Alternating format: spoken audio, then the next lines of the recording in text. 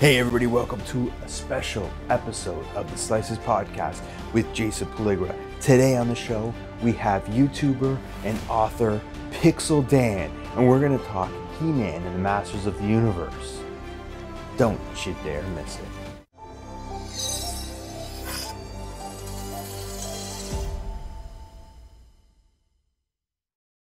Hey everybody, this is Jason Pelligra, and welcome to a special episode of the Slices podcast. Today on the show, I have collector, YouTuber, author, Pixel Dan. How's it going? Hey, how's it going, Jason? Thanks for having me, man. Thanks for being on the show. Usually this is a horror-based show, but this episode is a first in what will probably be many just alternate routes. We're not pigeonholing ourselves, and today we're lucky to have on someone who is near and dear to my heart because he happens to love my childhood toy of choice. Actually, I don't think I even liked anything else except for He-Man and the Masters of the Universe. So welcome, Pixel Dan. Yeah, man. I love He-Man, Masters of the Universe, dude. It was my first love, and here I am still today, all these years later. What, almost 40 years now? I know. That's true.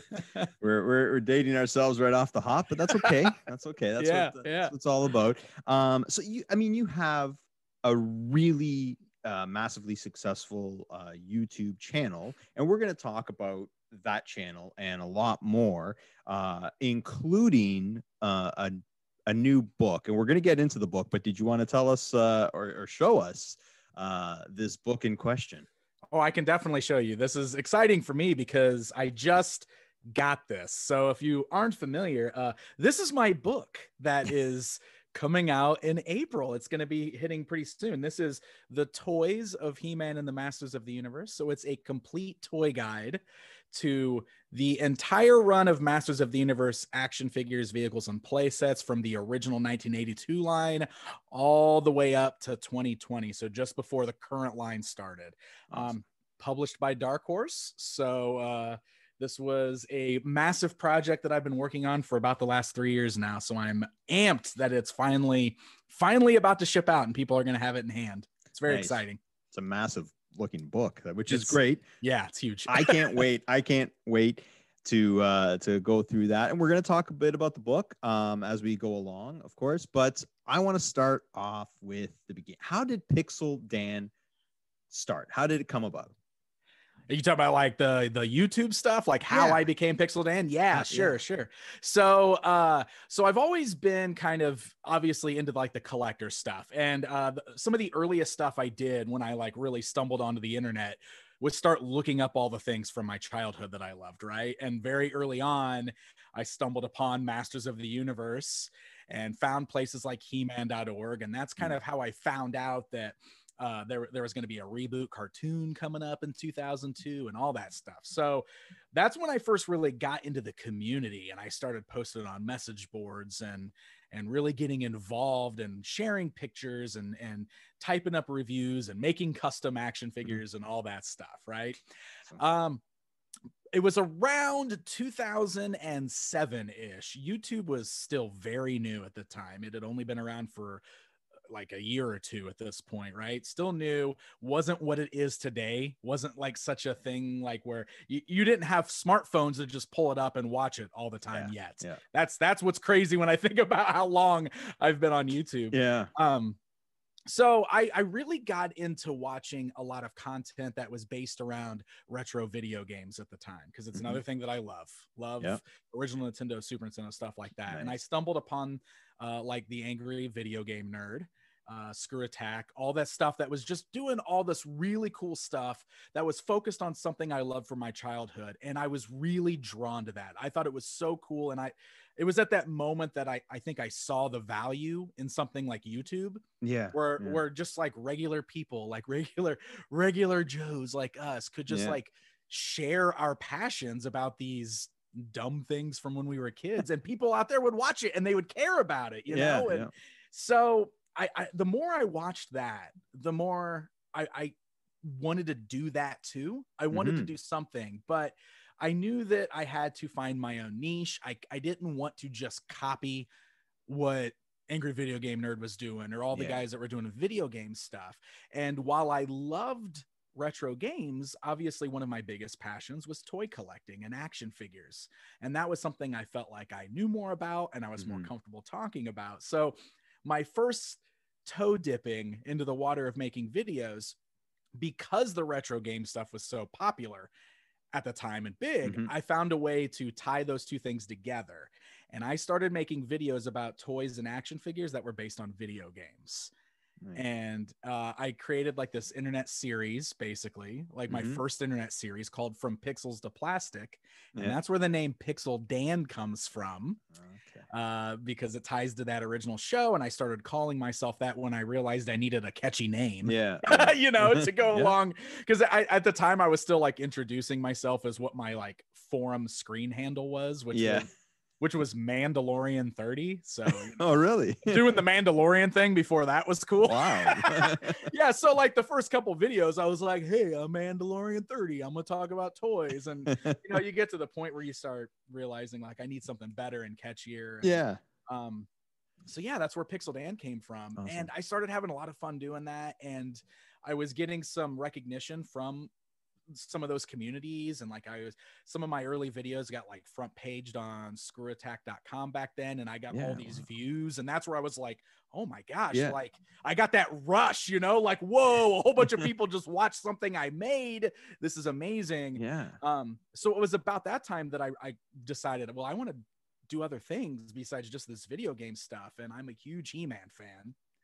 So I started doing videos talking about some of my vintage He-Man action figures. Like I did a video that was about all the He-Man variations that existed at that point, just like all the different versions of him. And I followed that up with one about Skeletor, and I did kind of that sort of thing. And that sort of led into like the launch of the Masters of the Universe Classics toy line, which was like the brand new He-Man toy line starting in 2008. And so I was like, well, now I want to talk about these too. And then that's where it just took off from there. Like it just turned into this whole other thing. And suddenly I was like, I was one of the very few people on YouTube at the time talking about toys, because YouTube was still very new. So there weren't a lot of us out there yet. And I think it was really cool, like finding that connection with people. And like all of a sudden I'm like geeking out about all these action figures that I've always loved and geeked out about, but now I'm getting like responses from people online, and people are watching the videos, and it just turned into this whole thing that I never imagined it could have. So that's amazing. It was great. Good job getting into it right from the beginning. That was brilliant on your part, whether you knew it back then or not. I mean, yeah, exactly. I didn't know what I was doing, but yeah. And I do think that has a lot to do with it. Like I put a lot of hard work into this, don't get me wrong, but I was one of those lucky people who's I got in on the ground floor, right? With this whole thing. And one of the things I hear all the time now is it's hard to create a channel and like get noticed. It's hard, you know, because there's so much of it out there now. So I definitely consider myself lucky that like the playing field wasn't quite as big back then as it is now, you know. You're a pioneer. So how many subscribers do you have today? I am closing in on 300,000 right now. That's amazing. So, yeah, it's pretty cool. It's pretty cool. It blows me away every time I see those numbers. Yeah. Is this channel like your full-time gig now, or is it something that you still work on? It is not my full-time job. I mean, like I consider it like almost a full-time job because of how many hours I put into it. But I still work a 9-to-5, and I always have worked a 9-to-5. So and that's kind of been part of the growing experience with this whole thing, because obviously like along this journey, I got married and I had children. So it's become this new juggle, you know, like every year it's a little bit different, where I'm trying to balance the day job and being a dad and being a husband and talking about toys on the internet. But I have a very supportive wife, and we make it work. Like I couldn't do it without her. So awesome. It's really cool. I really like doing it. Yeah, and you do a great job, and you know, we'll set up the links to Pixel Dan's channel. If you haven't checked it out already, you'll really love it. And it's not just He-Man. You do talk about many other things, but yeah, do a little mix of everything. Yeah, we're focused on He-Man because I'm a one-dimensional guy, unfortunately. It's okay. It's my favorite thing to talk about. All right, great. So is there more pressure on you nowadays when you put out a video, given the fact that you do have such a following? Do you feel more internal pressure to produce a quality video with zero mistakes, because we all know that everybody will pick up on that little tiny thing you miss or no, you're totally right. And I don't know if it's so much that I'm like worried too much about people picking up on mistakes and stuff, but what I feel like the majority of the pressure actually comes from the fact that there are so many other talented content creators out there now. And I think one of the things that I really struggle with, and I know that it's a mental thing, and I've been told that this is something that a lot of creators deal with and they face, but like I constantly compare myself to everybody else that's out there making videos. And the game has changed so much from what it was, and there's so much really good, really professional looking content out there that sometimes it's hard not to like look at that and then feel bad about what you're doing, oh, I should be doing better. I should be. So why doesn't my stuff look that good? Why are they getting more viewers than me? And that's where I feel the majority of the pressure comes from. And it's a total mental hurdle.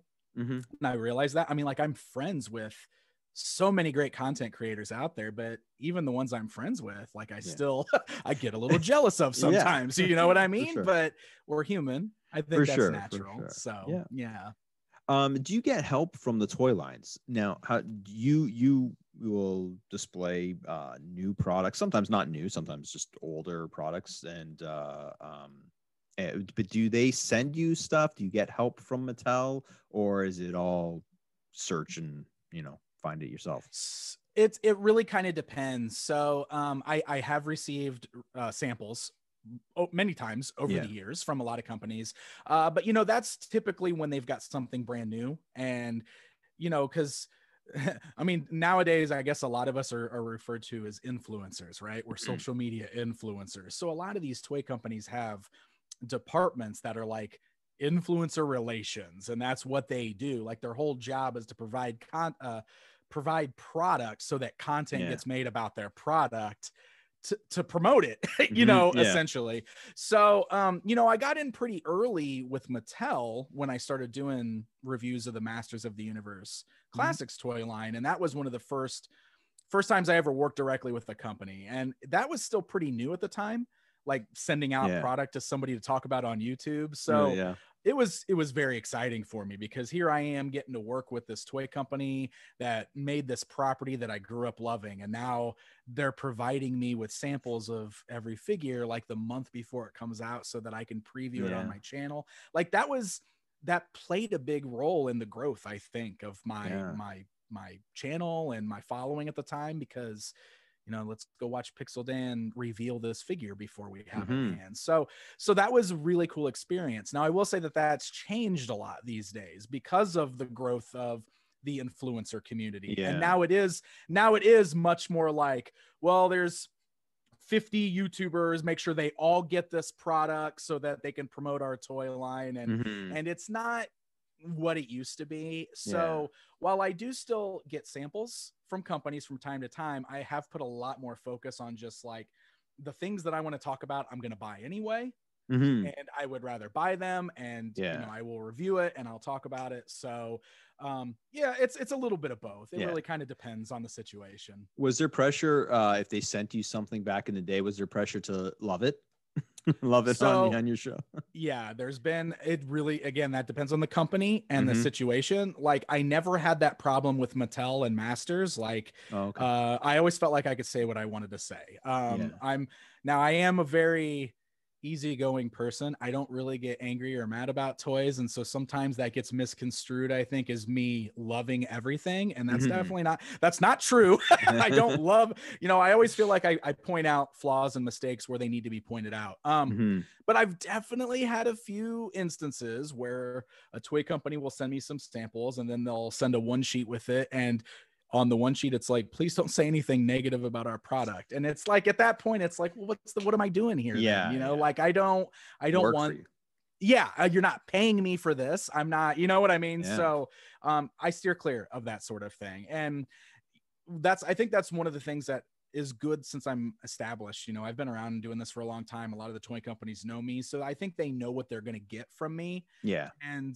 you know, it's kind of like a mutual respect thing. Yeah. None of them ask me to say positive things about their stuff, you know, good. And if they did, I would probably not take, you know, I would not take that item from them because I don't want to be restrained. You know, I don't want to be told I can't point out paint flaws or I can't point out, you know what I mean? Yeah, so, for sure. I mean, you got 300,000 people watching you now. You know, if you don't point out you know, a paint blemish on a face of an action figure, I mean, you're gonna catch some flack. So absolutely. I mean, and on that note, like this is another area where I feel like the community and just this whole thing has changed so much because there is a lot of scrutiny involved when you are accepting free products from a toy company. You know, it's not quite like 10 years ago it was cool that Pixel Dan was getting something early to show us, but now it's the whatever, he just gets it for free anyway, he's gonna say, you know what I mean? Yeah, so there's that mentality that's out there, and part of that is because of the growth of the influencers on YouTube and social media in general. And you know, so I take that to heart, and I don't want to come off like that as much as possible. So I make sure that people know I'm being honest about this stuff. I want people to know that. Awesome. Yeah.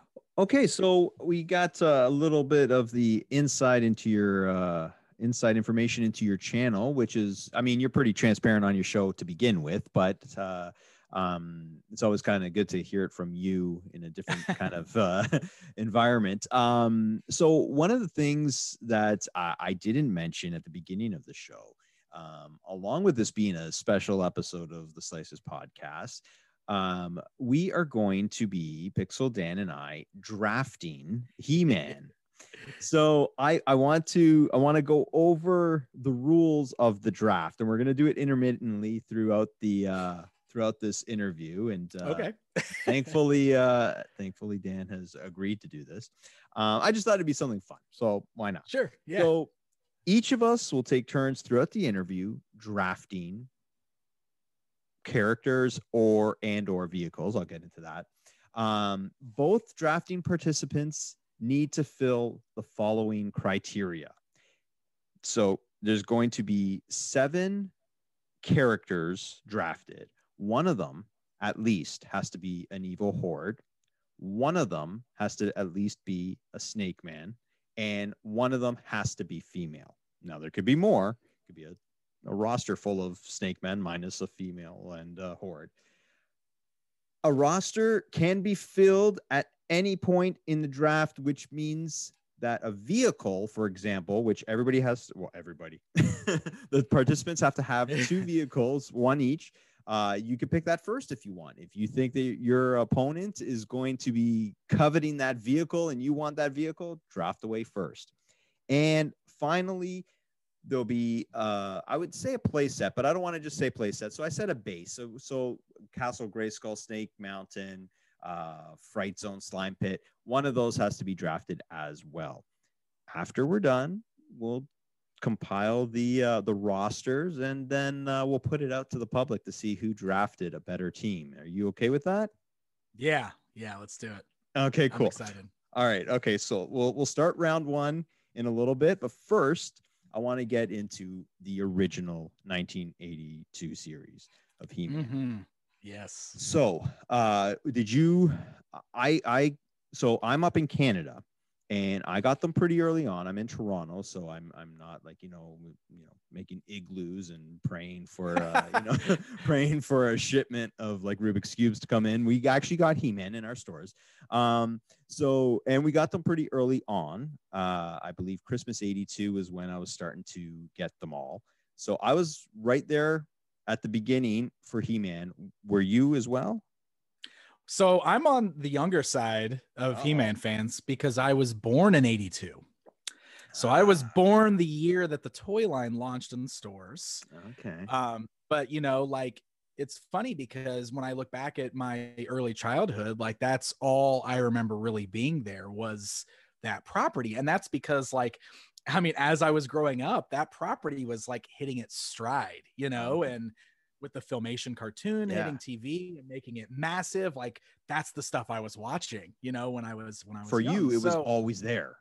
It was always there. Yeah, Nice. Exactly. It was like the first, it was like the first toys. I remember my mom like actually buying me. I remember like actually like her taking me to the store to look for and search for and dig for and find the characters I was needing. So yeah, all those early memories, man. It's awesome. Yeah, no, me too. I had a pretty stealth mother who didn't let me down. I had them all like that. Anything that up until 87, I started kind of dropping off a little bit, but I definitely had everything that was distributed in Canada at the time, which was mostly everything. But yeah, my collection was so complete, and sadly it's not anymore, but it you know, some things have survived, but man, that I got full use out of it, so no complaints here. But how complete was your original collection?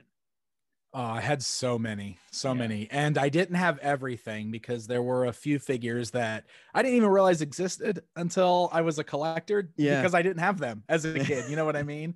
But I had so many. Like I had Castle Grayskull and Snake Mountain. Yeah. And I had a bunch of the vehicles, and I had just remember I had this box. Like it carried all the figures around in a box. So it just had this big cardboard box that was just overflowing with all my He-Man action figures. It was amazing. That brings back a memory, actually, and we're gonna get into just basically conversations here. So I remember actually when I got Snake Mountain, that served as my toy bin for all the He-Man, the box. So I remember I had that Snake Mountain box forever, and I just kept piling the He-Mans. And anyways, I had everything.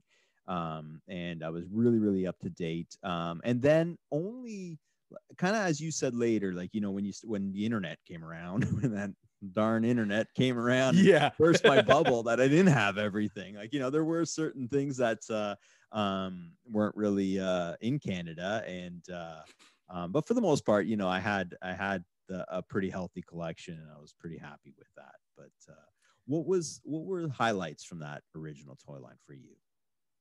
Oh my gosh. So much about that era just stands out to me. Like I remember I've already mentioned like the hunting with with my mom looking for those toys. And she's told me some stories about how crazy it was trying to buy these figures. Like she would make deals with like managers at retail stores to like call her and tell her when new shipments were coming in so that she could find specific characters. It was amazing. Like and they would totally do that thing where they would like put them in a certain spot in the store, and she'd go and like, you know, move the whatever, and there'd be the figures that she was looking for, waiting for to come pick up. Like she tells me these stories, and it's like, oh, well, I see where I get it from. I guess I guess for sure, you're like the original toy hunter, right? Awesome. Way to go, Mom. We lived in an apartment when I was that age. And I remember there was a family that lived next door to us in those apartments who had a young girl that was about my age. And she had a bunch of She-Ra action figures. And we used to go out in the front yard of this apartment complex, and I would set up my Castle Grayskull, and she would set up her Crystal Castle, and we would play He-Man and She-Ra together, like in the grass out front. And it's so crazy because like I can't even remember her name, but I remember those moments. Like I just have these like fuzzy visions of like playing He-Man and She-Ra with her out in the front yard, like all the time before school started, you know, before I was going to school full time and everything. It's amazing. That's awesome. It was funny because I guess I'm a little bit older than you, not much, but a little bit enough to you know, when She-Ra came along, I wouldn't say I was still into it because the Horde was around, but I was it was at a point where, you know, I was getting a little bit older, and you know, but my cousin, I had a female cousin who started collecting She-Ra, and I thought it was cool. And then we were playing one time, and I remember, you know, this moment actually when I was playing with, and you know, they had the hair, and I was just like, this isn't right. It hit me as a kid at that moment that it wasn't right.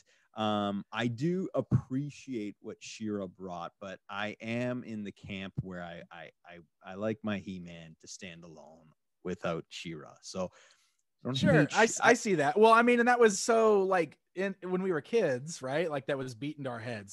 Those are girl toys, these are boy toys, right? Yeah, like for sure. I had the only She-Ra toys I had as a kid were Bo and Cowl, and that's because they were the most action figure-y of that line, and that probably wasn't even my choice. It was just my parents probably weren't going to buy me She-Ra dolls, you know what I mean? Exactly. But that being said, I've got a whole bunch of them now, and they're displayed right up there with the rest of my figures, and I totally love that line. So I'm happy it exists. No, it's you know, it's just I think if maybe I was a little bit younger at the time, maybe I would probably be a little bit more accepting of it. Sure, of course. For me, my personal opinion was like it seemed like it jumped the shark when She-Ra came around. That's my personal opinion. Now I like I like She-Ra, and I like the I like I don't know. I haven't really thought too deeply on whether I like the whole sister angle, but I like She-Ra. I wasn't big on the cartoon and how that just went that direction. So you never really watched the She-Ra cartoon or anything as a kid? I did, because I love the Horde. Yeah. Okay. So to me, they just felt like the same show. Like I almost didn't even make a distinction.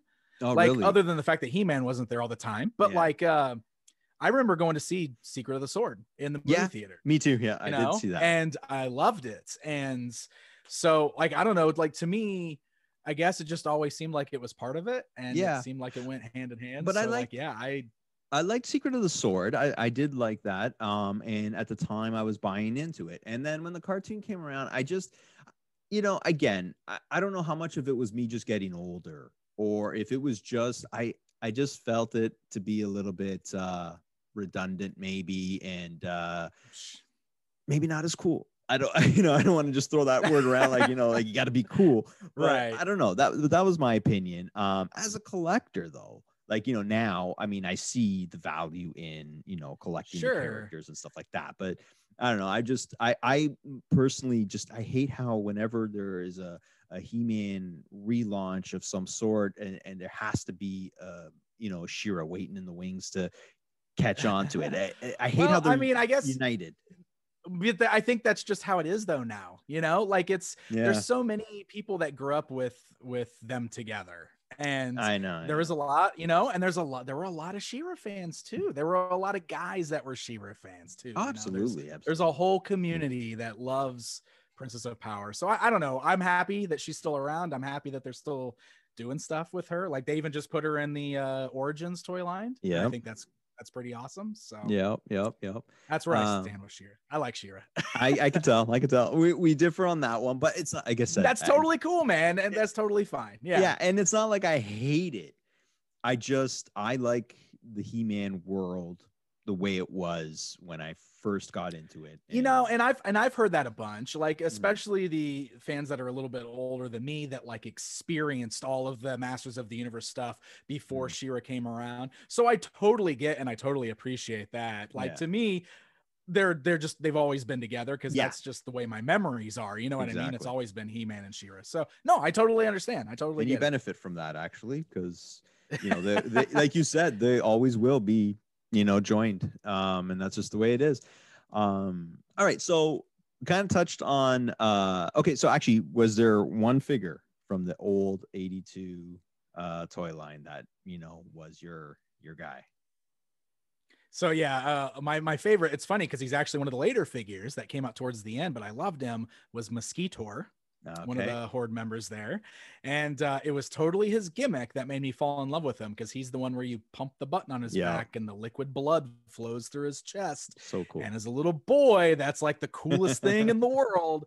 So man, once I got that figure, like he even outlived like me playing with the He-Man toys. Like I just loved that toy so much. He got carried around everywhere. So he's the standout. Yeah, and I've actually I should have known when I was asking, because I have seen some of your shows, and you've definitely pumped. I might talk about it a little bit. Yeah, you got wearing a helmet sometimes. Who knows? But may have happened. All right, so with that, and who knows if that's your number one pick, but with that, we're gonna do round one of the draft. and round 2 of the draft right now. So are you ready? I'm ready. Let's do it. All right. Okay. So you get first pick. What do you got? Okay. So I'm just going to go ahead and be that guy. And I'm going to say I'm taking He-Man because he's the most powerful man in the universe. And I just can't argue with that. So He-Man's number 1. So so now what if I take Mosquito? Well, I guess that's a risk I'm gonna have to take. I need He-Man on my team. Yeah, that's true. Okay, but they're not gonna actually fight. At the end of the, we're just picking our favorites. We're picking. Yeah. Did you want to repick? You don't have to. I'm not gonna influence. Okay, I'm gonna stick with He-Man. I'm gonna do it because I love He-Man too. So okay, and I think he's a good number 1. I agree. It's hard to argue with the namesake of the toy line. I am not gonna bust your balls too much on that one because I'm picking Skeletor. So oh yeah, see, and I knew one of us was gonna get one and one was gonna get the other. So there's just no way around that. he's my guy. So we'll go with Skeletor. Okay, so your second pick is gonna be Mosquito, and that's my Horde member. Did I scare you on that one? No, he was always going to be my number 2 unless you took him. So, right. So I am going to go with Trapjaw. Ooh, good one. Good one. Love Trapjaw. Yeah. You can't go wrong with him. Like his colors, he's awesome. So he's like my 7-year-old son's favorite character in He-Man. And he's never really gotten into the He-Man stuff yet. Like he knows what it is because daddy likes He-Man, right? But he loves Trapjaw. Yeah. And I think this is the coolest. Yeah, I know. And when they gravitate to a certain one, you're like, yeah. Cool. All right. So I want to talk about a little bit because you're more a toys guy, but I want to talk a little bit about the Filmation that went along with the 1982 toy line. And were you? And I'm not going to get too in depth with this, but were you happy with the way they used the characters?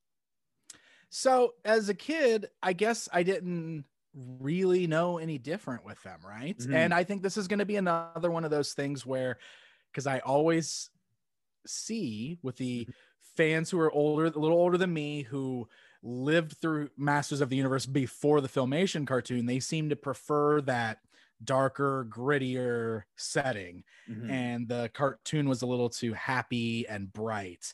But for me, that was all together, and I loved that cartoon. So as an adult now, I have absolutely grown to, I think, appreciate the aesthetic of the toy line more than the Filmation cartoon. I think that's my preferred aesthetic for He-Man, is original 82 toy line look. Just all the artwork from that era and the designs of the characters, like that is absolutely what appeals to me the most. And you love this artwork. That's one thing I have noticed about you. Really love the artwork. You appreciate artwork. Yeah. Well, that's one of the things that Masters of the Universe just excelled at, even back in the 80s, like their box art is so different and so just unmatched by like most everything else on the toy shelves, right? And I just love that they're doing that again, like today with the current line. Awesome. It really stands out. It makes it tells the story, when you don't have a cartoon, it's the artwork on this packaging that tells you the story of these characters. For sure. And the funny thing is like, I remember, and I'm not gonna really come down heavy on other toy lines, but I remember like people at my school would be collecting G.I. Joe and I'd have He-Man. I'm like, what's the comparison here? Like, I don't even see how that could be appealing. Like, when you're looking at the colors of He-Man, the size of He-Man, the everything, just to me, it spoke to me so loud and clear. Absolutely. That I couldn't understand anything else. it was speaking a language that I understood and no one else did. But it was So I just for me, and I'm again, we're talking to that. So when I was younger, I love the cartoon so much, like you. And I didn't want to say anything really too negative about it, except for the fact that back then I was just like, come on, let Skeletor win one episode. What's one episode? Why can't there be a little bit? Again, you don't know as a kid. Why can't there? Why won't He-Man use his sword? Gosh, yeah, exactly. Why does he just carry it everywhere? He never swings it at anybody. Exactly. There was a lot of things that as a kid I was picking up on, and I didn't like that as a kid. It was just a little too romper-roomy for me, and sure. But I still loved it to death. Like taped it, watched it over and over and over again. But when I come back to it, when I'm older, when it got re-released and I watch it, I have like no complaints. Like it's pure nostalgia too, right? At this point, like, and you also kind of have to look at it in the context of when it was released and why it was so special at the time, because that sort of thing didn't exist back then. He-Man is one of the first instances ever of there being a cartoon based on a toy line, because that wasn't even legal before that, so they really had to be careful, and like they had to make sure it wasn't too violent, and they added those morals to the end so that they could say like, look, we're telling kids good things and we're giving them morals. It's not just a commercial for toys, even though that's totally what it was. But so when you look at it kind of in that context, you realize that at the time, like that was new and unprecedented. There wasn't anything like that before it. Yeah. Okay, so by and large, He-Man then just goes away for a while. There was the New Adventures of He-Man. There was a few little things, but for the longest time, when we were growing up, it was gone. Like you couldn't see it anywhere. You couldn't find them anywhere. There was no news of it until all of a sudden 2002 comes around, and a new toy line and a new cartoon is launched. And we're going to talk about the toy line because that is your bread and butter. But what was your take on the Mike Young produced cartoon? Well, first of all, like I can't even explain for anybody that wasn't there at the time. I can't properly explain just how exciting that era was. Like you said, we had gone for what felt like ever with nothing new with He-Man, because you look at stuff like Ninja Turtles, it never went away really, right? Like it came and it never went away. Transformers never really went away. So like those of us who grew up as He-Man fans, like went through this lull for so long where there was just nothing for our property. So the buzz and the excitement, and as I mentioned earlier, this was kind of around the time I was first getting involved in internet communities and everything. So this was like just the most thrilling thing for somebody that grew up with this property. And I remember the night that cartoon debuted, it was one of those things where like, cause this was still where you had to watch TV at the time that it was coming on, unless you set your you had to set a VCR to record it because we were still like very early in the DVD era. And like, there wasn't a DVR yet. So like you either had to set a VCR to record it or you had to watch it when it was on. So like, that was part of the problem, is like Cartoon Network juggled the time slot around on this show a bunch. I remember, but I remember like watching that show and just being like totally blown away, and immediately going over and logging on to like the He-Man.org forums where there was already a thread and everybody's like talking about everything that happened in the episode. And it was like that for like the release of every episode through that show. It was so exciting. I agree. Oh man, but just to share my experience with that, I remember and the first episode was a 3-parter. It was they did and I remember I was sitting down on my couch and no one was home, and I was like, okay, this is great, this is perfect. And I just was like a kid, and I'm watching this show, and I'll never forget what I got chills up my spine, like when Skeletor's characters were coming in for the first time, and Trapjaw comes from like this dark hall and he just kind of appears. And I'm like, holy crap. Like, look at him. Like he looks amazing. And it just, and again, it sounds like you basically hit the nail on the head. People can't understand, it just went away. you had to be there. It's literally one of those things. You had to be there to like truly get how special that moment was. And you were just talking about like getting chills. You know what still always gets me is that transformation sequence, man. Yeah. It's like that because this show gave us like an origin that we had never really gotten. Like we didn't get that in the Filmation show. Like he was just He-Man from the beginning, and you know, like they did kind of some origin stuff in like the mini comics and stuff, but this was like the first like true like let's do episodes dedicated to how Adam was given the sword of power and became He-Man. And I love, like, one of the things I totally love that they did is Adam is a smaller guy and He-Man's a bigger guy. Like there's things like that that make total sense, but like that moment when he first does the by the power of Grayskull and transforms, like even today when I watch that, I'm just like, ooh, I got like the goosebumps thing going on. Like, oh my God, that's amazing. It's okay. So like, okay, I'll let you have not the final word because we can keep going on, but I'll go first with this. To me, this cartoon was genius. It was worth the wait. It was everything I wanted and more. It sadly died too soon, and I, you know, honestly, this is how much I love the show. I've always said that if I were to become a billionaire, because, you know, a millionaire doesn't go very far, but if I were to become, I would reassemble everybody that was involved in this show, put them in a studio, state of the art, and say, go finish this for me, please. Yeah, because finish it, the direction it was heading, every episode, every character that was getting their storyline and getting their just due. I was like, every episode, I don't know if there was anything I didn't really like about this series. And I'm just so happy it happened. I'm so happy that, you know, it unfortunately didn't last long, but its impact was pretty, you know, monumental. What's your take on this series? Absolutely. No, I am totally with you. And like it's was gone too soon, like you said. And I think it was so cool because it really did this thing where like it tried to appeal to new audiences, but it did that thing where it really acknowledged all the stuff that came before it. It was telling good stories.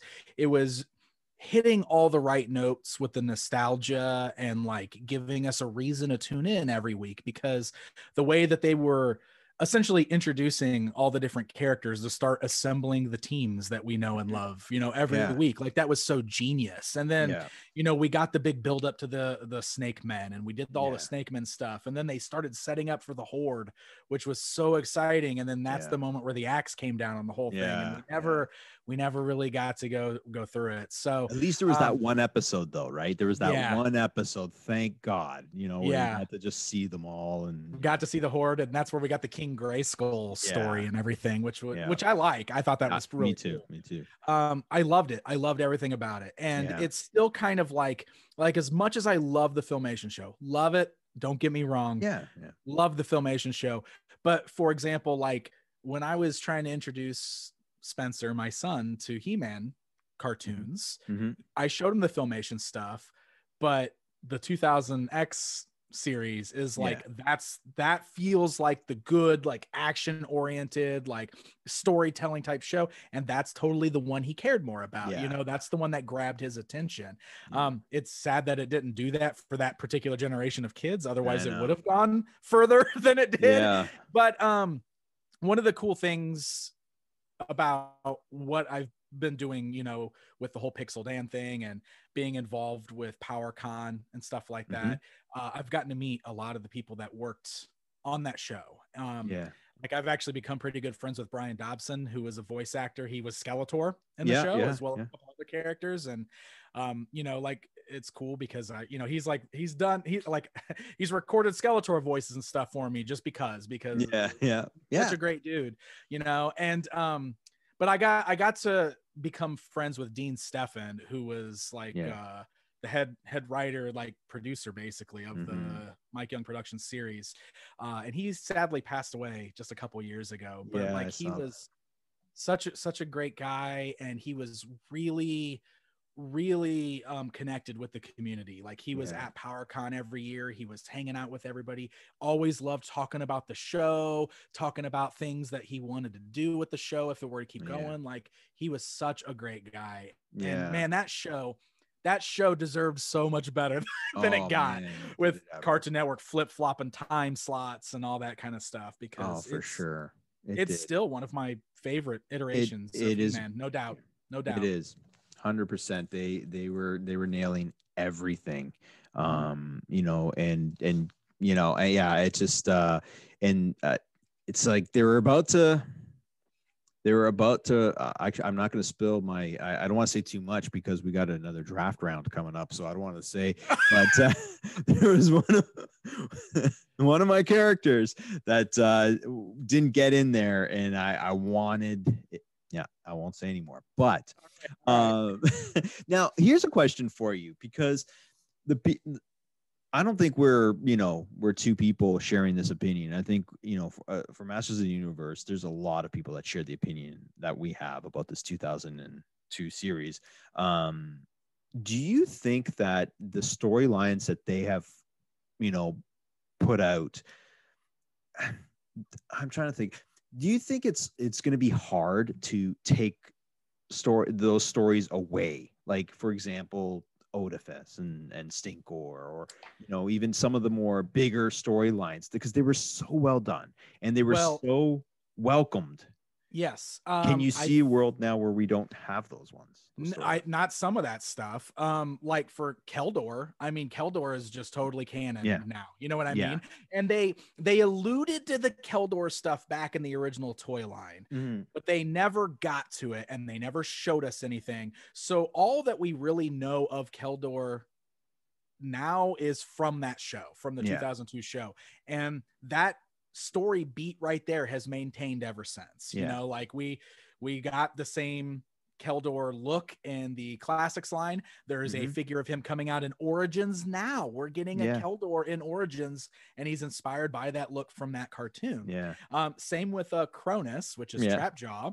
Like he's getting a figure in Origins. So a lot of that stuff has absolutely, like, it made an impact on the story, and it just became the canon. And I think that some of those are, I mean, I think that's a sign of good storytelling, right? For sure. Like when you can take an old property and you can create these new things for the story, and they are so accepted that they just become the canon going forward. I think that's a sign of good storytelling. And that show did a lot of that. That show did a lot. And that's what I mean. Like, I mean, you bring up Keldor, which is a great example. And, like even King Grayskull, like I could see that, carrying on. And but what I'm saying is, like, if there is more series that come around and they decide, Skeletor wasn't Keldor, Skeletor was something else. Like, I wonder how much of a backlash there'd be for that, because I think now people have watched that series and said, no, this is how it should have worked. This is how it should have been done. And the thing about Masters is that there are so many different eras of the story, and it seems like all of those eras have their fans. Because the storyline from the original mini comics is very different from Filmation, and then Filmation's its own thing, and then you got the 2000X series, and so it like there are differences in these stories. And you're talking about, like, new cartoons or new series coming out. Well, we are getting Revelations on Netflix, the Kevin Smith helmed series, which is supposed to pick up from the old Filmation show. So this sounds like it's going to be following whatever was established in that show, which means there may be no reference to Keldor or anything like that. You know what I mean? Yeah. So actually, we're going to talk about the Kevin Smith series, but we'll put the brakes on that for a second. Sorry, I just kind of no. It's I was like, should we get into it now? But no, I want to talk about the toys for the 2000X series and what your take was on the toys. So there's so much good and there's so much not good in that toy line. One of the shining things, obviously, to come out of that series is getting the team at Four Horsemen design involved in Masters of the Universe. So They are, if you are not familiar with them, for anybody that's not, they are a team of toy makers who got their start at McFarlane, and then they branched off and started their own studio. And one of their first big jobs was they were hired to do all the redesigns for Masters of the Universe for the 2002 era. So, you know, a lot of those designs are what had to be translated into the cartoon, and that's what they sculpted all of the toys, well, all the action figures, at least, not necessarily the vehicles and stuff. So and then they became a staple with that property ever since. Like, they still today are making a lot of the He-Man toys that we're seeing. It's awesome. Yeah. A lot of those redesigns are fantastic. I didn't love He-Mans at first, but I got to love them and appreciate them. It's always hard to do redesign He-Man, I think, because he's the main character and you always think of him a certain way. And whenever that gets altered, it's hard to adjust, right? It's hard to adjust to a new look for the main character. I never really liked his sword in that show. The big overly mechanical sword, that was one of my least favorite things. Loved Skeletor's redesign. I love how evil and just creepy they made him look. And a lot of those characters, I thought they did a great job of like just updating them and making them look bigger and scarier and just modern, you know. I thought they did a great job. Downside with that toy line, I think a lot of people will tell you, is the number of He-Man and Skeletor variations that clogged all the pegs during the era. You wanted to find Too Bad and Trap Jaw, and instead you found Shield Strike He-Man and Disco Skeletor. You know what I mean? So it was Jungle Attack He-Man. Jungle Attack He-Man. Everybody hated that one. And then everybody blames Spin Blade Skeletor, man, as like the two figures that killed the line, because they were everywhere. That's all you could find. You'd walk into KB, because KB was still a thing, and they would have, you know, 8 pegs crammed full of just those figures, those two figures, and that's it. That's all you'd ever see. It was so frustrating. Oh my gosh, it was so frustrating. Yeah, and still, like, it's like Mattel just, I don't know, they overdid it. Like, they thought that they always had to make sure that there were He-Man and Skeletors on the shelves, which isn't a bad thought, except you have to make sure the other figures are there too. We'll get into the distribution of Mattel. I have a couple I want to say, but you know, it was funny. One thing I didn't like with that toy line was I found that, you know, like with Skeletor's head, with the heads were a little small on some of them. They were. But I remember, again, like the toy, when like the cartoon, when they were coming out, I'm like, these are brilliant. This is like they didn't alter colors. You know, everybody had the same colors, and that was really important for me. Man, it's so key, right? It is. That's one of those things I like. I think I can't remember where I heard this from, but I've always thought it was brilliant. When you redesign a character, like, one of the things that's important is the overall aesthetic. Like, if you can squint and you look at like the blurry colors of the character and it looks like the character, then it's a good redesign, right? Because all of the aesthetic cues and everything are there that make that character that character. So you're totally right. Like, all these guys, like, they still looked like what we remember. They just looked like bigger, meaner versions of what we remembered. I remember. The first impact was Beastman. I saw Beastman. I'm like, that's what a real Beastman would. That's like, that's it. That's good job. Like, this is amazing. Over, he's so great. And it was just, I was like, this is again, you know, it was like you were so deprived for the longest time, but then you were getting these toys in this cartoon at the time, and you know, as time goes on, you change. Like, now, you know, you kind of like the Filmation look, like in a toy, right? But or whatever. But at the time, it was perfect, and I thought they revamped things beautifully, and I'm glad to hear that you feel the same way. Absolutely. Now, with all the wacky variants, and you know, the other thing that toy line had a lot of was rocket firing missiles. That's like every figure came with a dang rocket firing missile gun of some sort. And those are always just kind of like, well, I don't need that. You're right. I love that toy line though. Love it. And just the memory surrounding it. It was a good era. Yep. I agree. And we are going to jump back into rounds 3, 4, and 5 of the draft. Ooh, 3, 4, and 5. So now, okay, we have to do one vehicle and one base. Like, does that count in our numbers, or are those separate? It's basically 7 characters, a base, and a vehicle. Okay, and so we're picking nine rounds, and after this, we'll be done 5 of them. Okay, are we picking just characters right now, or are we gonna? You could pick whatever you want. You could pick anything. You could. Then I'm gonna take the battle ram as my vehicle. Did I get yours? Yeah. Yeah, you did. Oh, it is my favorite. It is my favorite. I love it.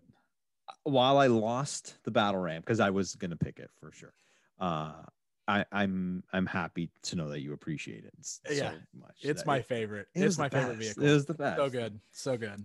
All right. So I'm gonna go with my lady, and I'm gonna pick the one I had a crush on when I was a kid, and it was a heavy crush too. I'm not gonna lie. Sorceress. Nice. Nice. Yeah. Needless to say, I was very upset with the casting decision in the 1987. Oh, no, no Christina Pickles? You don't like Christina Pickles? not for the things that were going through my head at that age, no. Oh man. Yeah. I would say if there was a character that I had a crush on back then, I think it was Adora. I don't know. There was something about Adora that I was totally I could see that.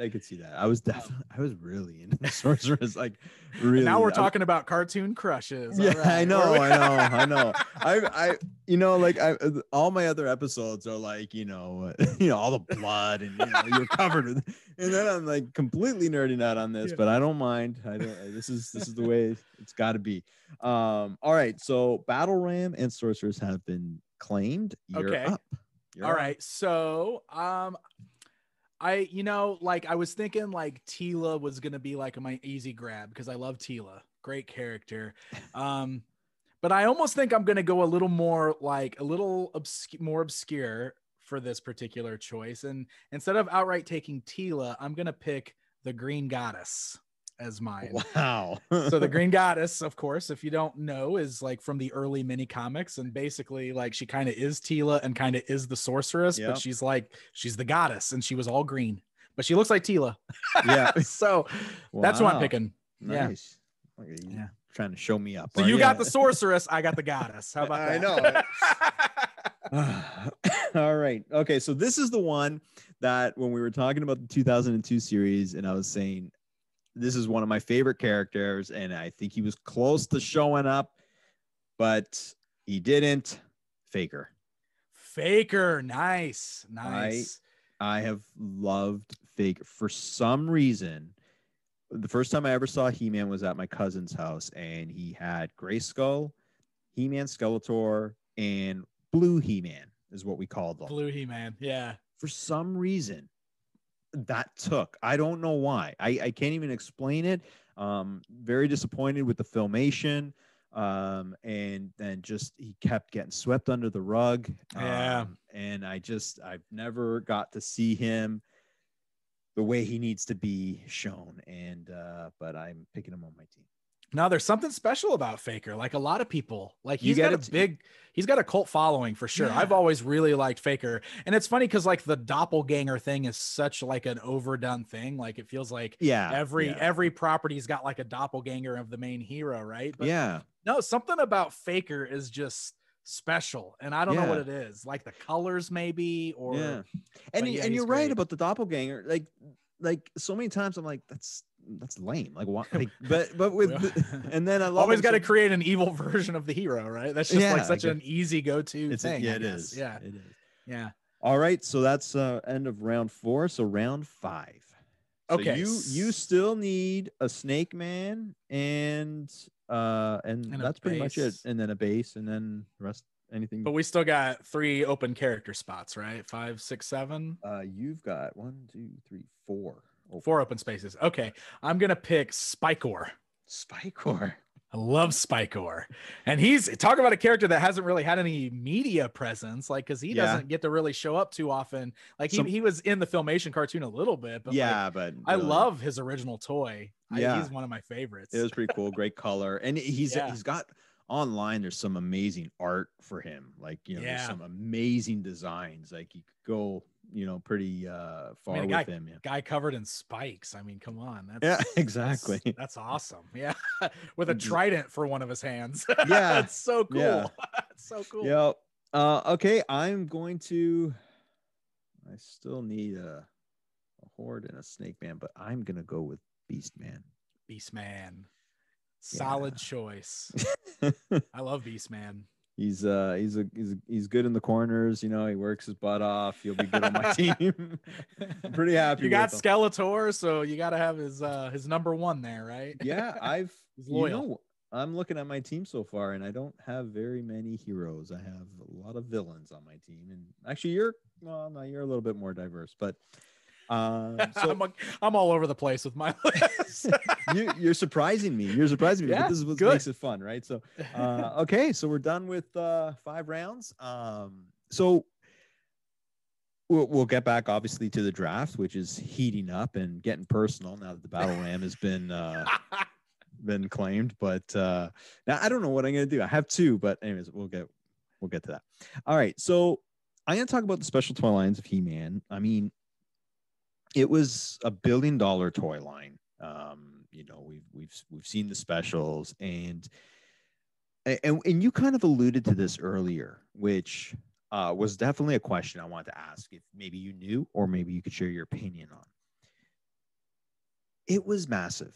There was no denying it. It was a massive property. It was done extremely well in cartoons, and like other cartoons that would follow, you know, Transformers or Ninja Turtles, He-Man tends to go away and again, you alluded to this, but you know, there's seldom a time when Ninja Turtles aren't on shelves in some form or another. There's seldom a time, even before the movies, when Transformers weren't around. I mean, they would dip a little bit, but you know, and of course, G.I. Joe goes without saying, and other ones as well. But why? Like, Mattel has even admitted that He-Man is one of the greatest toys, you know, that they've ever created as far as profitable. Why does it just disappear? And why is it so hard to maintain He-Man in stores? So they always kind of put the blame on current kids not caring about swords and sorcery and barbarians and stuff like that anymore, right? Like that definitely was a big thing in the 80s, and it was an aesthetic that they jumped on, and it was maybe just very natural for us at the time. I don't know. Because you know, even in the 2002 era, we talked about the redesigns a little bit. Like, they tried to make them look a little more anime at the time, because that was popular in the early 2000s. So they tried to give He-Man that anime flair, and all the fight scenes have a lot of jumping and sword spinning, and you know what I mean? That was their way of trying to appeal to the kids of that generation. And I guess it's real easy to look at something like Transformers and be like, well, big robots are always cool. Kids are always going to be like, yeah, robots. And I don't know, there's something so timeless about the Ninja Turtles. Like, they just work always, you know. They're ninjas, first of all, and ninjas are cool. But I don't know, there's something timeless about the mutant characters, I guess. So I don't know, because for me, like, I love the colorful world of He-Man. I love it, you know. Like, there's an amazing mixture of the swords and sorcery, but also sci-fi and technology, and there's just so many different types of characters and weirdos crammed into this line that it seems like, if you market it that way, it should still have appeal to kids today, right? Like, show them all the weird stuff, and I think they're trying to do that now. Like, Origins is the great return to retail for He-Man. Like, we had the Classics line, which was geared directly towards collectors, only sold online for the past decade. So people outside the fan base didn't really even know that line existed. Which is one of those things I've really started noticing now that Origins is in stores, because so many people are like, oh my God, He-Man's back. I remember this from the 80s. And they have no idea that all this other stuff has been going on, you know, because it's so putting it in retail is great. And I think they're doing some fun things with this line. Like Mm-hmm. they're already putting out Castle Grayskull, and they put out like the Land Shark, which is a very crazy vehicle from the original line. And I talked about the amazing box art that they're doing, which I think is all the right stuff. But we definitely live in a world now where the media portion is important, Mm-hmm. because all the kids are on their phones and Mm-hmm. they're watching things. And if they don't see it in their space, they're not going to know what any of that stuff is. Yeah. And I almost don't think that walking down the toy aisle and discovering stuff is enough anymore. Not for the current generation. You know what I mean? For and sure. Then what, so they need something. And I'm hoping, like, I know that Mattel's really feels like they're going all in this time, and they're swinging for the fences, because they're giving us 2 new cartoons. Mm-hmm. One of them for us, and one of them that's supposed to be for kids. Yeah. And I mean, I don't know. I think this is going to be one of those things that might make or break the property, to be perfectly honest. And that's a little scary, because it really feels like Mattel's trying this time. Like I said, they're swinging for the fences. They're throwing so much stuff out there. They've greenlit 2 shows. Like, they want it to work this time. Yeah. If it doesn't, like, what happens? What happens to the brand? Is this just going to be it? Yeah. Are we going to lose it forever? Are we going to lose it for another 10 to 20 years, or is this it? Because we're only getting older. Yeah. How much longer can you and I sustain this property? Yeah. Like, this property needs new blood. It needs a new generation to love it. And like, could you see a scenario where Mattel sells He-Man? And I don't know. I really don't know. I've always seen that, like, they're going to, or that they're already going to lose the rights, but I've never seen any real evidence that that's like actually happening. Mm-hmm. I know that Universal already does own a chunk in there. Mm-hmm.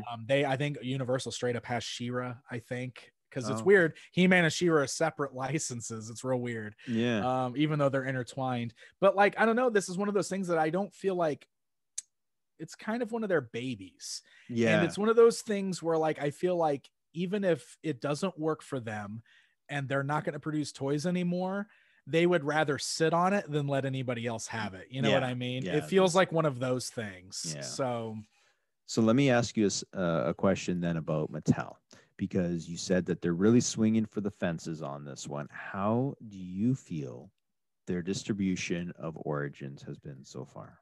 Not good. Okay. So that's what I'm saying. Not good. I'm glad to hear you say that, because it has been a frustrating experience.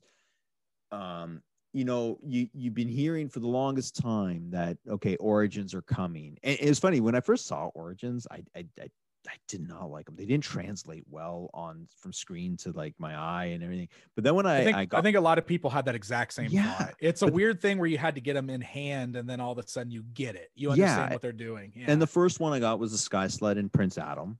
Mm-hmm. And I looked at Adam and I loved them. I'm like, they're just bright, like, flat colors. And I was just like, I love it. I don't know. But anyways, back to Mattel. So you're waiting for so long for this to finally come to fruition, where you're finally going to be able to walk in a store and finally see He-Man on the shelves. And that doesn't happen. Yeah. Why? Why did that not happen? So and this is almost like a question for the entire toy industry right now, because it has gotten just exponentially harder and harder to find the things that we want to collect and buy. You know what I mean? It's crazy. And I've talked a little bit in the past how, like, I definitely feel like we're feeling the effects of not having Toys R Us anymore. Now, you're in Canada, you guys still have Toys R Us, right? Yeah. So we don't, and we literally have Walmart and Target, and that is it for toys. So it's such limited shelf space for them to have toys on. And then these retailers are dictating, to the toy companies, like, okay, well, we'll carry your line, but it has to be exclusive to us for this amount of time, or you have to offer us this many exclusives. And then these exclusives are just utterly impossible and frustrating to buy, and it makes you not want to collect. It's just not fun. And so I don't know, in Canada, was Origins exclusive to Walmart up there It too? was. Or was okay. So that was the biggest problem, I feel like, with year. It was exclusive to Walmart, and it was impossible to buy. I mean, first of all, Walmart has been just doing the absolute worst they could possibly do when it comes to their online ordering systems and all their pre-orders. It is an absolute nightmare because it's a total joke. Yeah. You never know if the thing you're ordering is actually going to come because they cancel, it feels like 75% of the orders, and then just turn around and put that stuff up as in-stock items on their website. And it's like, what are you guys doing? Yeah. So it makes it just not fun to try to find that stuff. You're right. And then what happens, like when the Walmart stores, like the physical locations, finally started like stocking these figures in store, which didn't happen until towards the end of 2020. Yeah. The only thing you can find is He-Man and Skeletor. They like, I don't know how it is around you, but like if I go to my local Walmart right now, they will have two rows of like 5 pegs each dedicated to Masters, and they are all chock full of just He-Man and Skeletor, and it's been that way since November. They haven't moved. It's that Jungle Attack He-Man back. I know. Okay, it feels like Mattel's just making the same mistake. You know, but that's what I'm saying. I'm like, who is running things in Mattel? Like, I have no idea, and I don't know. And that's the thing. It's like, who do we shift the blame on? Is that Mattel's call? Is that Walmart's call? Like, who is making those decisions? Because it is not working. I mean, not working. I think Walmart gets a lot. I mean, their website is ridiculous for such a big company. There's no way it should be so Mickey Mouse the way it's run. But I kind of tend to blame Mattel a little bit more. I feel like this is their baby to share. And but funny enough, so in Canada, He-Man and Skeletor are nowhere to be found. Really? He's clogging pegs. They're clogging pegs in the US right now. Yeah. Okay. So you know what was in stores for 3 months and alone by itself was Battle Cat. I'm so sick of seeing Battle Cat. Yep. He's everywhere. He's hung around a lot too here. Battle Cat and Sky Sled and Prince Adam. Those were the only things before Christmas that you could find. And up until I'd say early February, there was nothing on shelves, and then all of a sudden, Roboto, Merman, Zodak, and She-Ra show up. Yeah. So I will like Canada's had a little bit of luck recently because you guys have been getting things before the US on some of that stuff. And I don't know if it like your area specifically, but like Castle Grayskull showed up there already and it has not hit US stores at all yet. And but I mean some of that stuff. This was bought in a back alley but I don't want to get sure. No, I totally get it. So I will say that now that we're in the new year, it's gotten a little bit better only because they opened it all up to the online stores. So you can basically now it's a little bit easier to get on to like Big Bad Toy Store or Entertainment Earth and websites like that and at least pre-order these. And you're going to pay a little bit extra and you're going to pay for shipping. But I am just at that point where I'm like, man, I would rather secure my pre-orders. I know. Rather than trying to hunt this stuff down because pay the extra, right? And it's pay the extra for convenience because now I just know it's gonna come. It's just gonna show up on my doorstep. And because Target carries them now here, but they have this tiny little section for them. Yeah. And like in my area, the pegs are never stocked. They're always empty. No, and it's totally that thing where like they'll get a wave in, like Roboto and She-Ra and Zodak, like that wave will be on pegs and they'll be gone by the end of the day. Yeah. And then those pegs will sit there empty for another month. Exactly. But here's my thing is like, how do you even sell He-Man and the Masters of the Universe to a new fan base when you don't even have He-Man on the shelf? Like, I mean, come on. Like, and that's where it gets hard. And that's where you do that thing where it's like, are we as the collectors like part of the problem? Are we keeping, you know what I mean? But you know what? You and I mean, I think we both agree you would love to do it old school. Walk into a store and see someone there and grab it, right? There's something about that or at least just see like a better stocked like toy aisle. You know what I mean? Like it's crazy to me walking into like Walmart and like the toy aisle is just empty pegs. There's just nothing in the aisles anymore. You can't buy anything. It's dumb. I know. And again, for a re-release of a toy line, I get a little frustrated because we don't have Target here. And there's a Target exclusive. And what is it? It's Keldor and Cronus. Keldor and Cronus, your 2000X set. Yep, I know. Like, you know what I mean? It's not like we're talking like, you know, Rock On and Extendar here. Like you're talking about like two like really cool, and I'll never get them. You know, like we have Targets here, and it will still be just as hard for me to buy them as it is for you. It's so dumb. Exclusives are the worst. They're the worst. And it's one of those things where it's like, you look at it from the business side of things, and like you I don't know, like the toy companies are kind of backed into a corner with that sort of thing because there's such limited retail space. And like, that's really the thing. Like Target's like, okay, but you have to give us 2 exclusives this year. So they do that kind of thing. And I don't know, like basically the modern toy collecting scene is terrible when it comes to the retail stuff. Retail is terrible. I hate it. Hate it. But, you know, and you just see, you know, like you said, this might be a make or break for Mattel. And as a fan of He-Man, you're like, well, they're not doing it right. You're totally right. It's scary. You know, like, and that's kind of been my hesitation with this whole thing. And maybe hesitation's not the right word, because I'm very excited that there's new He-Man stuff, you know, and I don't want to come across like I'm like a cynical old 40-year-old grumpy guy who wishes things were the way they were when I was a kid. But like, you know, it's scary when you think about the fact that like, yeah, they're going gung ho right now and there's all this new stuff, but if this stuff doesn't perform to their standards, they're gonna blame us for it. Yeah, exactly. And then it's gonna go away. Yeah, I know. I've seen this happen many times before. You know what I mean? I agree. So I know. It's that's the scary part of it. Yeah. But they do that, you know, I do like the toy line. I mean, I thought, like I said, at first they were going to look a little cheap, and I mean, they're not like as, you know, beautiful as like the statues and some of the other Four Horsemen designs, but they do the job, and I like them. And I'm having a lot of fun with them. It's one of those things where at first I felt like I didn't quite get it, kind of like you said. Like I felt like, because we just got off that decade run of classics, and that felt like the ultimate He-Man line. But it's kind of one of those things that's like, well, what do you do when you follow that up? And I know a lot of people want more figures for that line. I totally get that. But like, so at first I didn't quite get Origins, because it was like, well, it just feels like the vintage figures again. Why are we doing that? You know?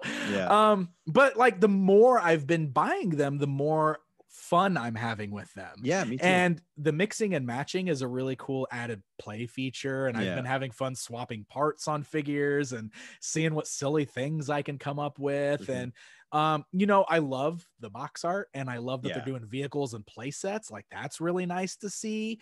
So man, I'm having a lot of fun with Origins right now. I think it's a fun line. I agree. I just would like to be able to get my hands on them. Yeah. It's one of those, call me old fashioned. I like to play with my toys. I don't like to, I don't like to imagine them, you know, maybe one day being in my house. But okay, so while we were talking Origins, I just want to touch a little bit on Kevin Smith's Revelations He-Man.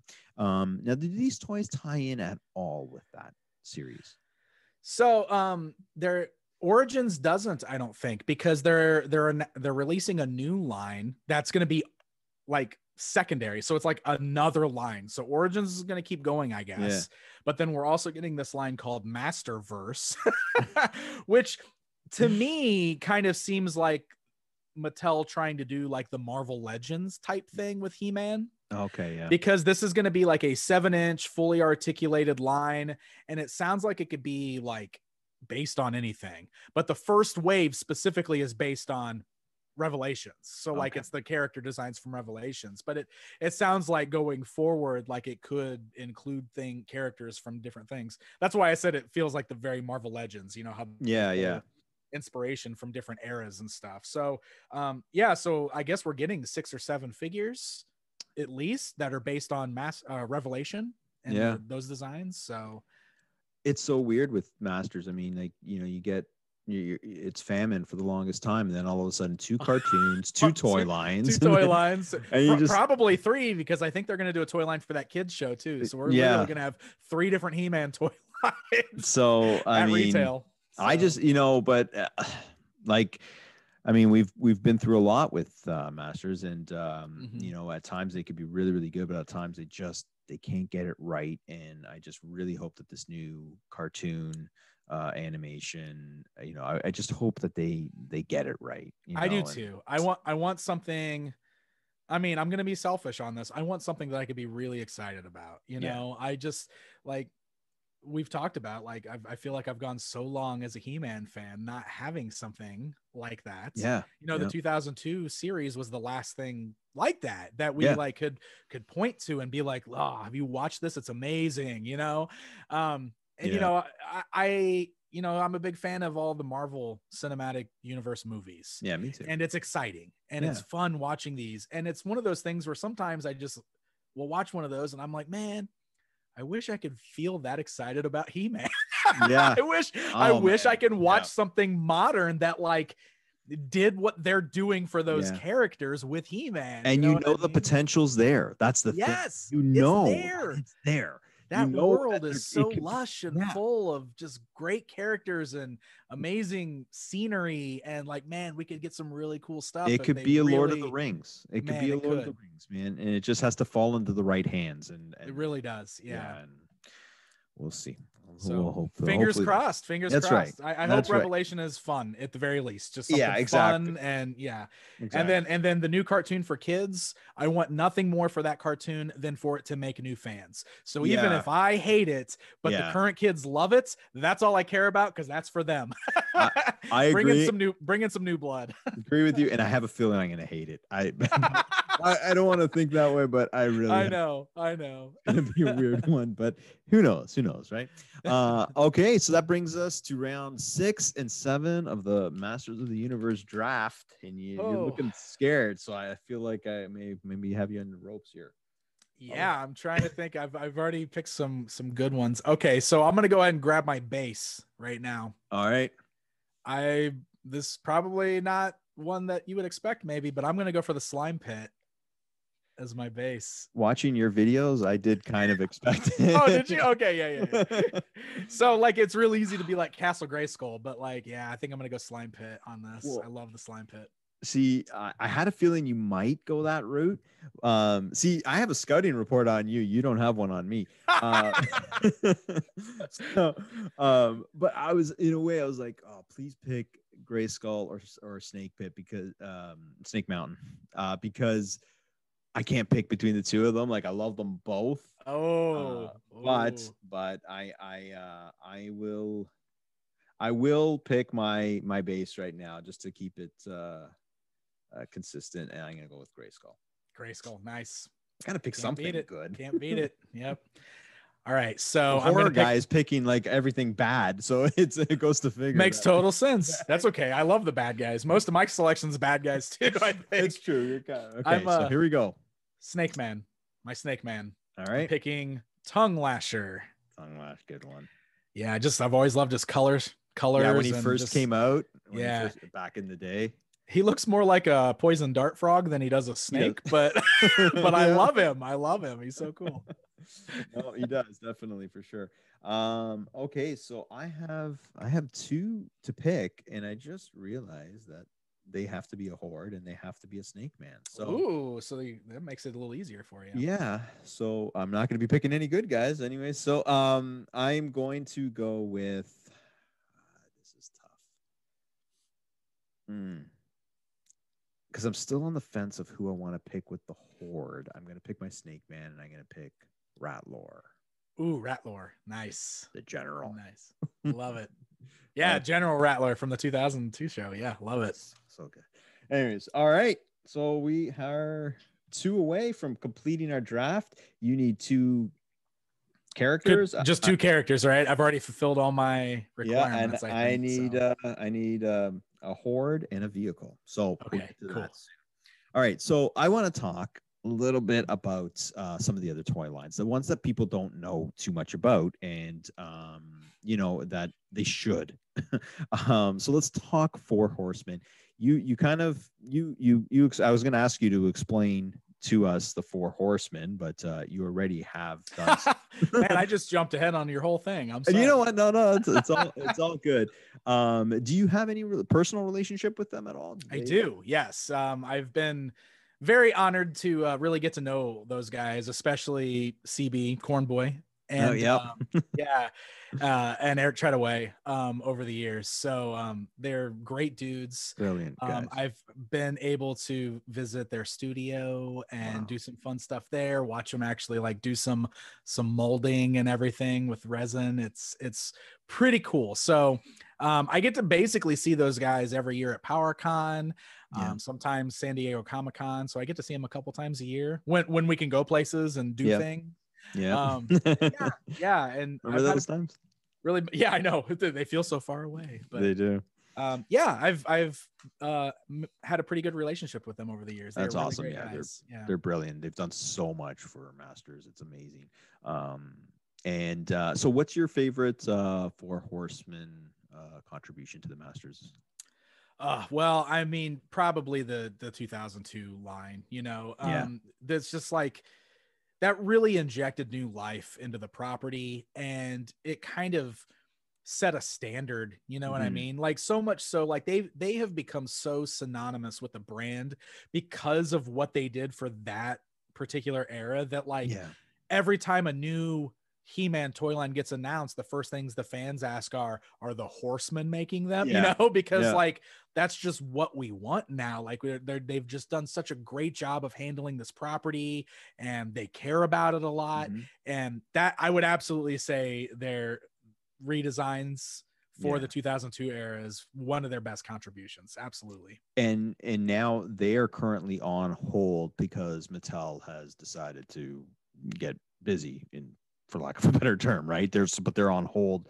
They can't do anything. They can't produce anything right now. Is that right? Yeah, I think so. What you talking about, the Horsemen themselves, or I'm not. Well, for developing Masters of the Universe, right? So I think Origins has started. I think Mattel started using a lot of in-house people with Origins, but I think the Horsemen are still overseeing it or something like that, or they are involved somewhere. I just don't know how hands-on they are with it. It's not like it was through Classics, that's for sure. They did everything for Classics, and it's not like that now. I love those Classics. Yeah.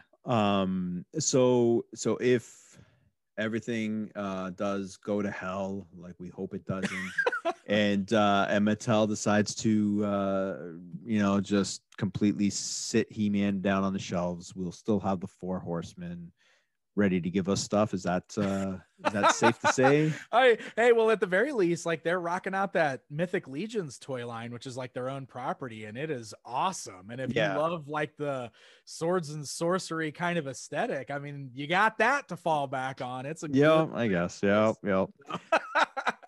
So explain to listeners Super 7. Yes. So Super 7 is the company that stepped in for a little while. So what happened was Mattel was producing the Masters of the Universe Classics toy line, which started in 2008. And they got to a point where because they were selling those exclusively through their website, which was called MattyCollector.com. Yeah. It was a direct-to-consumer site to sell toys. And this line was exclusive to that website. So that, I guess there was some shifting around at Mattel and some things changed, and they got to a point where they decided they were shutting down Matty Collector and they were done with stuff. Well, Super 7, they had already started a working relationship with Super 7, which was like a smaller boutique company at the time. They weren't doing a lot of big licenses yet, but they were starting to dip their toes into that sort of thing. So they already had a working relationship with Mattel, because they had started doing like their reaction figures, which are the Super 7's line of figures that are inspired by the original Kenner Star Wars type toys, but they do other properties in that style. So they had done things like He-Man muscle figures and He-Man reaction figures, and so they had this working relationship already. So when Mattel basically decided they were done and they were just going to up and quit and dump on classics and it was over, Super 7 stepped up and worked out an arrangement, and Mattel licensed the property over to Super 7. Wow. So Super 7, you know, and they got the Horsemen on board and everything, and Super 7 basically just picked up where Mattel was ready to leave it, and Super 7 continued the line for us for several more years after that. Well, I mean, like giving us a much more complete line of figures and classics than we would have got if Mattel stopped when they were planning to. And we even got the giant Snake Mountain playset because of Super 7. So so it was really cool. It was really cool that we had that opportunity, and then it was just a limited license, so it basically got to a point where their license was coming up and Mattel was ready to jump back in.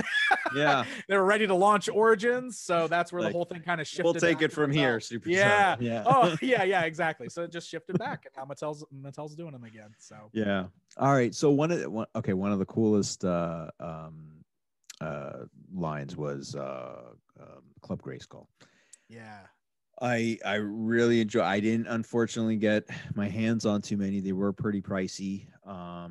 But do you want to talk a little bit about that line and how? Sure. So Mattel started the Club Grayskull stuff towards the end, and these are the ones that are specifically based on the animation from Filmation.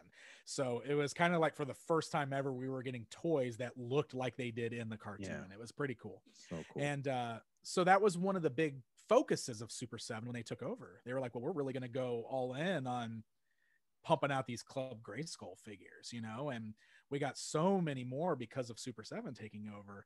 But like you said, they got more expensive. Especially, I mean, like toys in general have gotten very expensive in the last couple of years, but you know, like when the smaller company like Super 7 took over, that caused prices to increase, and they were smaller production runs. And so like they did like a pre-order only thing where like if you didn't get in on the pre-order, there was no way to buy it afterwards unless you wanted to go to the secondary market. So it did make it a little harder to collect and a little more expensive to collect. But they did give us some really cool figures. They did. But I will speak to that a little bit, because it is frustrating, because there are not just myself, but there are other people that I knew that wanted to try and get in on these. And I just find like, you know, some of these specialty lines, they're great because they give us stuff that we wouldn't otherwise have. But then it's kind of like, you know, teasing you with like, you know, low hanging fruit and then pulling it away kind of because they, you know, they either are a high price point or they are next to impossible to get. And over the years, with all the other frustrations of a Masters of the Universe fan, that kind of contributes as well. And I just like, I kind of speak to that person who just couldn't get my hands onto too many. And if I did, I had to be selective too, right? You know, because of course, you know, but well, it's not cheap. It's very expensive. But you want them because you love them. Right. But it's frustrating. It's another frustration with this with this toy line. You know? I know it's weird because it's like the opposite problem of what we were just talking about with the retail stuff. Like with the retail stuff, it's like it's not there and you can't find it and it's hard to buy. On the flip side, you've got these smaller companies like Super 7 where they offer these extended pre-orders so that you can just order it, except their costs are much higher. And then you have to wait 6 months for the figure to actually be manufactured and delivered. So it's like, I don't know, it's like two very opposite ends of this spectrum of toy collecting, and none of it is ideal. You know what I mean? Like none of it's it's tricky. It's frustrating. It's just nothing with Masters can be easy. It just seems like that. No, you're right. Right? Like it's just Well, even in the Matty Collector days, I mean, they did the whole subscription thing, like sign up for a 12-month subscription for the full year's worth of figures. And you know, the biggest frustration I remember with that is people were like, well, I don't want to sign up for a full 12 months worth of action figures when I don't even know what they're going to be, because they would like announce them throughout the year. So you didn't even know what you were buying. So I know. Is Big Bad Toy Store what Matty Collector was? Like, are they the same? No, they're not the same. No, Big Bad Toy Store is just an online toy retailer. They've been around for a long time. They're one of like the longest running toy stores online that I know of, at least. They've been around for a long time. So cool. So we're gonna be talking something that's near and dear to your heart, your book. But first, let's finish off this draft with rounds 8 and 9. So all right, I'm ready. All right. I'm worried. Okay, go. Okay. All right. I'm going to start with Sarad from the movie, the 87 movie. Okay, so if we put this up to fans, I think I'm gonna get the edge now. Yeah, okay, all right. Yeah, he's cool. He's cool. I know, and I'm picking a lot of oddballs and weirdos, and you're picking a lot of bigger names, so you probably are gonna win. I know. No. But well, you got a bigger fan base, so you'll probably still pull this one out. But good for you. Now, I want you to talk about that pick because that's off. So I love the 87 movie. I love it, and it's dumb, and I get it. And a lot of people make fun of it now and didn't like it then because it was so different from everything. But man, I've just got that nostalgic feeling for that movie. And as a kid, even, I always loved Sarad. I thought he was a cool looking character. He was one of the few that actually got a toy in the original toy line, and I loved his figure, so Skeletor offed him in the movie, and I hated that. Like the only good one. Yeah, he was like the coolest looking one, and that's the one Skeletor killed. So mad. Yeah. I hear you. And you know what? Like, listen, I was pissed off when when that movie came out, and to see all the characters that they neglected. Yeah, you understand why, but now I can watch that movie and appreciate it. It takes me back to that time, and it's a fun movie to watch. And it's just pure 80s cheese, man. Yeah, it's just that sort of thing, and I love it for that. Yeah, it's like a darker Back to the Future kind of thing. Nice. Yeah, totally. I've never heard it described that way. I love that. It even looks like it sometimes, but all right, so I've got a pick here. I got to pick an evil Horde member and a vehicle. I'm gonna go with my vehicle, and I am going to pick I'm gonna go with the Talonfighter. Talonfighter, nice. Yeah, it was either that or Land Shark, but I went with Talonfighter. All right, so and you got Castle Grayskull too, so Talonfighter can perch on top of Castle Grayskull. It can land on it. forever the toy guy. Right, he's so already envisioning. You're already envisioning what you could do with my selections. Yeah. Yeah. How do we set all these up? Yeah. All right, so you're up. So this is your last pick. Okay, last pick is Battle Cat. Nice. Mm-hmm. And I've got He-Man, so I need to have Battle Cat to go with. All right. But I love Battle Cat. He's one of my favorites. All right. Well, there's plenty of them in Canada. Yeah. I didn't pick Origins Battle Cat. Okay. Just in general, I'm just saying. All right, and I am going to go with. I got to pick an evil Horde, and I want it to be one of the original guys. I'm gonna go with. You know what? I got Skeletor. I was gonna pick Hordak. I'm gonna go with my original love and go with Grizzlor.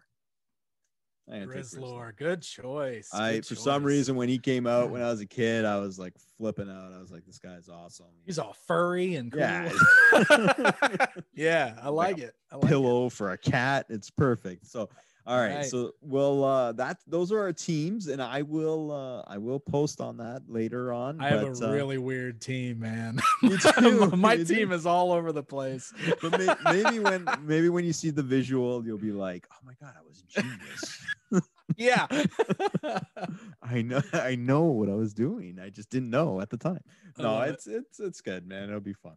All right, so I want to talk most importantly about this book. I've been dying for this book to come out for the longest time, and I know you have too. How did you get involved with this book? So I've actually been kind of poking around about this for several years now. So I'm good friends with Val Staples, mm-hmm. who runs He-Man.org, and he was involved in all of the other Masters of the Universe book projects with Dark Horse. Yeah. And he's he's always been like my travel buddy when we go to places like San Diego Comic-Con and stuff like that. So it's one of those things where for years, I've always wanted to write a book I've always wanted to do a toy book or a toy guide. It's been one of those things that's been on my mind for a long time. So I always said to him, hey, if there's ever an opportunity, I'm legit interested. I want to write about these toys. I want to write about He-Man toys. Like if that's ever a thing that's going to come up and we have a chance to do, please consider me or think of me for a project like this. So it was just one of those things where eventually like I got the call. It was just like, hey, are you still interested? Because an opportunity just came up. And I'm just like, oh my God, yes. So we kind of got together and started playing in it real quick. And I just, started mapping it out and everything. And, it went through several kind of, iterations in the beginning and kind of talking to different people, but we eventually got to the point where it was like we got the green light and got the go ahead, and it was really cool too, because I've had a good working relationship with Mattel over the years. So when they found out that I was involved, or that I wanted to be involved, they supported that, and that was awesome to get their support, because obviously Mattel's got to sign off on this, if it's an officially licensed product. So that helped a lot. I think getting them to kind of be like, this guy, we're totally cool with him doing this.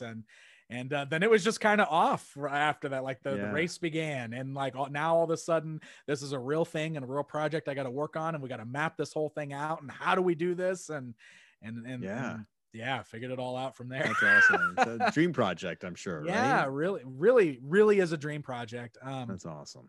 So like I said, something I've wanted to do for a long time, like I love doing what I'm doing on YouTube, but there was always something kind of special about like being able to say, like, I published a book about toys, like I jumped into this other medium, and like, obviously the internet is the future and it's the now and everything, but I don't know, there's something about printed books that are still like, there's some real significance there. I think, there's some 100%. Prestige that goes with something like that. And I just wanted to do something like that. I wanted to leave my mark somewhere else. So getting the opportunity to do that about a line that I love so much and I'm so passionate about, like, that is absolutely a dream project. I couldn't believe it. Yeah. And I honestly, I mean, I from my perspective, I don't think it could have fallen into writer hands. And I appreciate that. Thank you. No, I mean, the confidence level that I have for this book is high because of who's involved with it, and plus the other books. I mean, it's a great pedigree. Can we sneak a couple of peeks of this? Yeah, man. Yeah. So you're lucky, because I just got my copy, my early comp copy from Dark Horse. So this was a pretty exciting week, because it's just like, man, holding it is amazing, because it's like, oh my God, it's real. Yeah, I really did this. It's a real physical thing. And in a month here, other people are going to be holding it, and that's awesome. And it's also, it's terrifying at the same time, because I really want people to like it. Like you're gonna have book reviews of your product. There's a paint smudge here. That's what I keep saying. The shoes are on the other foot now. Like now I'm the guy that's gonna be reviewed here pretty soon. But all right. So what can we have a look? Can we? What do you want to see? Is there anything? Can we look at Faker? So sure, we can look at Faker. So I wanted to point out, like, the book is over 700 pages. It looks massive. Like, it's huge. And I don't know if you can see, but like we got these great little like gray markers on the pages there. So those indicate each of the chapters, and it's divided into chapters by toy line. So it's like the original 82 line, She-Ra, The New Adventures of He-Man from 89, 2000X, Masters of the Universe Classics, the Super 7 stuff. It's like all split up like that. Amazing. So it's all there. And let me go find Faker for you here real quick. Got this big heavy book that I got. All right. So within each section, they are alphabetical. So it should be real easy to kind of flip through and find the character that you're looking for. And then let me get this up so you can see it. So this is what your pages look like. Amazing. Try to get it over the microphone here. Yeah. I've figured out the best way to do this. I'm sorry. No worries. This is perfect. This is good. Gives us the idea. That's awesome. So everything in the book was original photography. So really, myself and a couple other people shot all the figures that you see in this book. So for every figure, we had to do like a main shot, like the full 3/4 shot with all the accessories. We did full turnarounds. So you got front, back, both sides. You've got individual accessory shots. You've got carded figure front and back. You've got action feature demonstrations if there's action features, and then you got a block of text underneath that gives information about the toy, release date, the mini comic it was packaged with, the year that it came out. So Dan, this looks amazing. This looks unreal. I am really, really happy with how the whole thing came together. I Oh mean, my just gosh, I it can't wait looks to get. so good. It's Like, so clean looking. It's so okay. So what did you do when? I mean, how did you track down every character? Like, what happened if? yeah, so that's where things got exciting and difficult. So basically what we had to do is we had to make a list. We literally had to make a list of every single thing, right? And just kind of wrote it down. We made alphabetical lists so it was easy to track. And then we had to basically reach out to fans within the community. Like, obviously I've got a lot of stuff, but I don't have everything. Yeah. And so what we did is we had to find fans that basically their collections like specialized on a certain thing. Like, we had to find somebody who had like a full 2002 toy line. Yeah. And then we would fly out and we would visit them. We would set up a photo studio in their home or a hotel room for the weekend. Yeah. Oh. And we would just sit there. Me and Val would sit there and we would photograph toys all weekend. And we basically did that until we found everything, you know. Wow. And it was really cool. And this is one of the things that's so great about this book is it's such a community effort. Like this book would not be possible without the amazing Masters of the Universe fans out there, because, you know, we would reach out to a few people that we knew of, and then we would go out there and we would visit them, and then they would recommend somebody else. Oh, have you talked to this person yet? Because they focus on new adventures toys, and this person, they focus on carded vintage toys. They might have all the package stuff you need. And so, like, we would follow just kind of these leads as we were going, and then we would reach out and we would be like, we're doing this project. Do you want to be involved? Can we come visit you? Can we come photograph all your toys? Wow. And we basically did that until we got through everything. And I had some help from, like, I have to give shout outs to people like Peter from electrifiedporcupine.com. He's up in Canada. He's up in your neck of the woods, but he helped us photograph all the Masters of the Universe Classics figures just because, you know, he's got the full collection. And while I was traveling around finding all this other stuff, he was shooting all those for me. Oh. So it was really cool getting, like, tagging people in and getting help all the way through the process. So wow. It was unbelievable, man. And it was one of my favorite parts about the entire experience because I got to just meet so many cool people and, like, understand what it is that they care about and they focus on with their collecting habits and how they display their collections. And we just geeked out about this weird toy line that we love so much. It was awesome. It was this is what I mean with the movie. This is like, you know, you wanted to get into the right hands, that passion. I mean, this book couldn't be in better hands. And, you know, I mean, you can just hear it from you, like, you know, how passionate you are. And it's amazing. Like, I honestly can't wait to get my hands on it. It does sound like it was, you know, challenging to. It was challenging. And are there rares? Are there rare characters in there that, like, you know, or is it just for the most part the mainstream? I mean, so it's I mean, yeah, there's definitely things that are harder to get than other things. Like, I don't know, how familiar are you with like the giants from the vintage toy line, Titus and Megator? Yeah, yeah. So, like, there's stuff like that obviously, like, finding not only like somebody that's got good loose samples of the figures, but also mint in box versions of them so that we can photograph the mint in box versions. Same thing with like Laser Power He-Man and Laser Light Skeletor. But then there's like some other like things. One of the things I love about this book that I'm excited for is for people to discover things that they didn't know about or that they forgot about. But there was, I'm going to find it real quick because it was,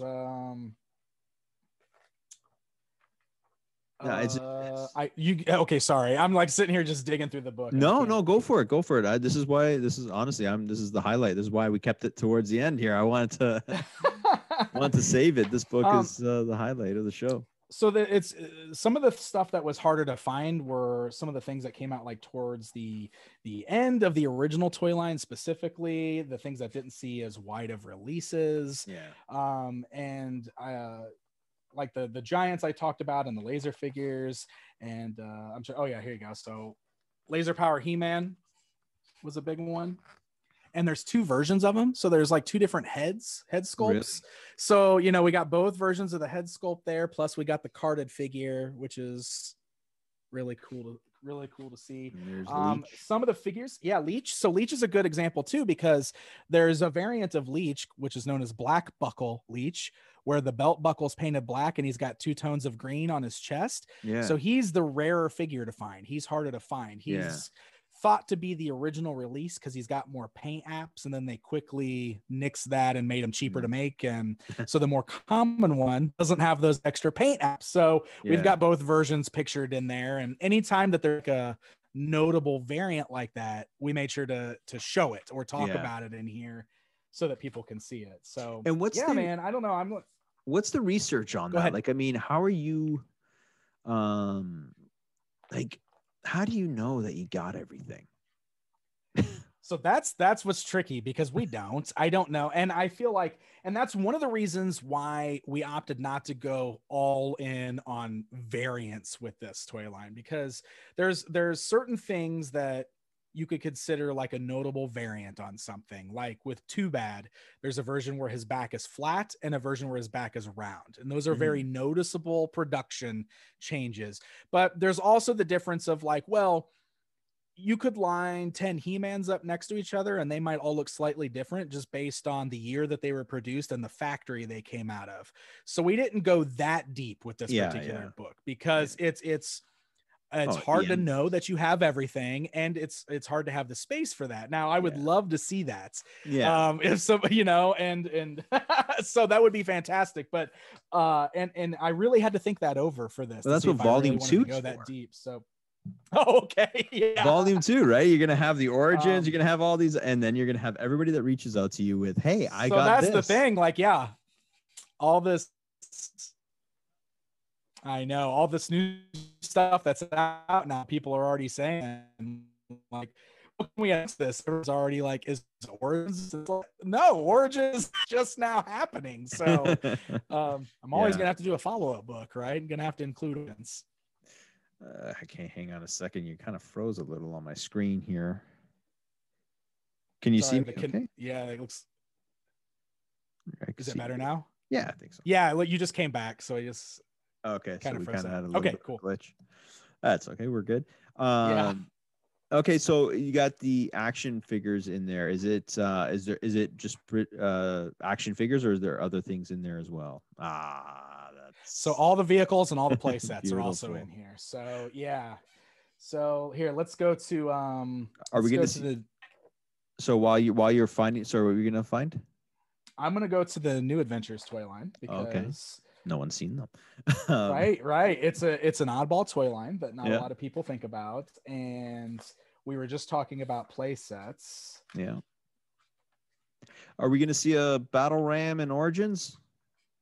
I hope so. I know. I feel like it's bound to happen, right? Like they we got Land Shark, we got Sky Sled.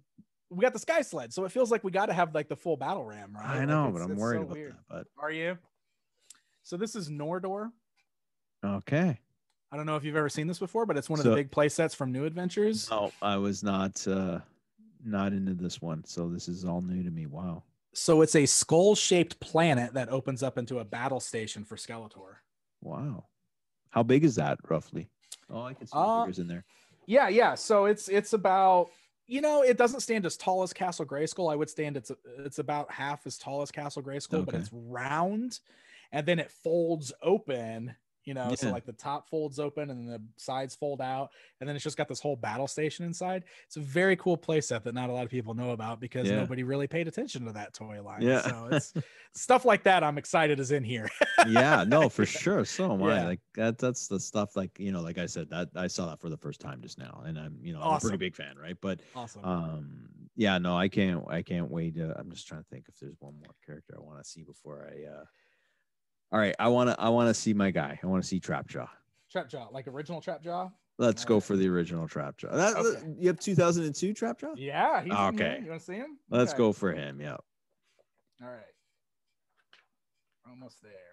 Yeah, there's no problem. Crazy Skeletor variants right there. So there's a Snake Armor Skeletor, and Snake Crush Skeletor. Remember I have that guy. I have that guy. So here's a Trapjaw twofer for you. Nice. Beautiful repaint. Yeah, I got that weird repaint that also came out. So yeah. Do you have that repaint? I do. Yeah, I've got that repaint. Oh, that looks cool. Awesome. It is cool. It is cool. Yeah, man. So it's a big book. It's heavy. Right. It's got a lot of stuff in it. I'm very excited. Let's tell everybody where and when you can get it. So you can pre-order it right now. You can basically buy it anywhere that you buy your books. So it's available on Amazon, any of your stores, like your local comic shops, your bookstores that use previews, anything like that. You can order it through previews. So you should be able to get it any of those places. There is also an exclusive bundle pack that is available through PowerCon, which comes with a supplement. Let me grab this real quick. Yeah. So this is the supplement guide to the character compendium that came out a few years ago, which is basically the He-Man encyclopedia. Yeah. So this is like extra content that wasn't in that original book. So there's a bundle that if you order the toy guide, you get this with it. If you buy through PowerCon's website, it's the only way that you can get that extra book. Really? And being totally honest with you guys, it's the best way to support me and the team that worked on these books. That's where, so if that's something that you're, I'm totally happy if you buy the book anywhere you want to buy it, but people ask me all the time where they can buy it that will support me the best. Toyguide.thepower-con.com. That's where. All right. And we'll post all the links below and where you can get this. And awesome, man. I appreciate it. Yeah, no. And when is it out for? It is end of April. I think it's the April 17th or something like that. So it's coming up. Yeah, it's coming up fast. It'll be here before we know it. How pumped are you though? This is. Man, I got the butterflies going and just like this whole mix of emotions. It's really hard to explain because I'm excited that it's here. And I know a lot of people have been anticipating it and asking me about it, but yeah, there's always that part of me that's like, oh my God, what if they hate it? No. What if, what if I mess something up real bad? You know, it's that sort of thing. So we're gonna eat this up like nobody's business, man. This is the book to get, and I'm so happy that you were able to get to do it, and selfishly I'm happy that I'm gonna get to read it. Awesome, man. Awesome. And okay, so we're gonna wrap this up a little bit. We're gonna wrap this up a little bit. We're gonna wrap this up. This has been a great conversation, and I could go. I feel like I could talk to you for like another 3 hours, but but at some point we gotta end this. But I want to just kind of ask you a couple of quick little things. Nothing to think about too much, but Cobra Khan, do you like him better as a snake man or an evil warrior? Ooh, so I always put him with my snake men. So yeah, I know. I like the idea. I like the double agent idea, right? Yeah, like cool. I like in 2000X really established that really well. Yeah. So that's kind of become my canon too. Again, they nailed that too. Like, you know what I mean? It's like, okay, he fits with the snake man, but how can you, and they did it. All right. Where the heck do you keep that snake mountain?